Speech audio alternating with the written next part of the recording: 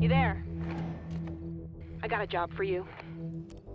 A man named Morgan Jones. Is Mr. Jones dead or alive? I don't know. You will soon. When we meet Morgan, he expected to be dead, and he expects to be dead. Someone has, in the most rudimentary way, stitched him up and given him enough medication to keep him breathing, but not much else. He's not only physically in incredibly rough shape, he's someone in search of a reason to live. What happens thereafter is actually as much of a surprise to Morgan as it will be to anybody else. The story that develops between Isaac and Morgan is how a simple act of kindness can develop into a life-changing relationship. Morgan and Isaac are really mirrors of each other. That's my roots. Amen. All they want to do is protect a future for their families. You seen this man? I don't think I can help you. Sorry. Virginia knows if she can go into all those settlements and hold up Morgan's head, that will cement her status as the person that they can all get behind. Jenny split you up, didn't she?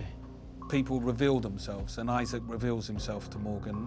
You give me my family and I will take care of yours.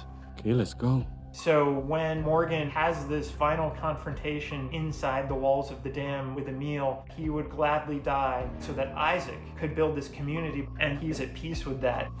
The climax fight at the end, it was an important fight because it tells a story. You won't even feel this.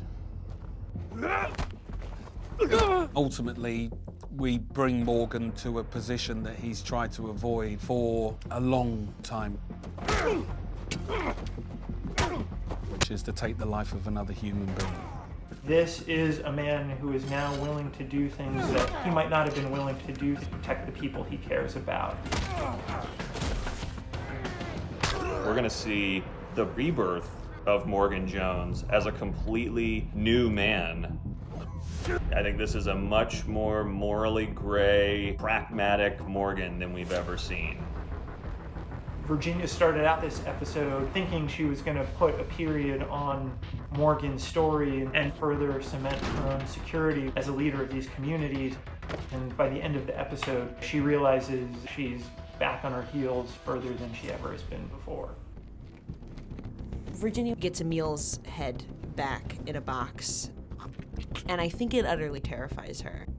We're seeing a form of paranoia slowly develop.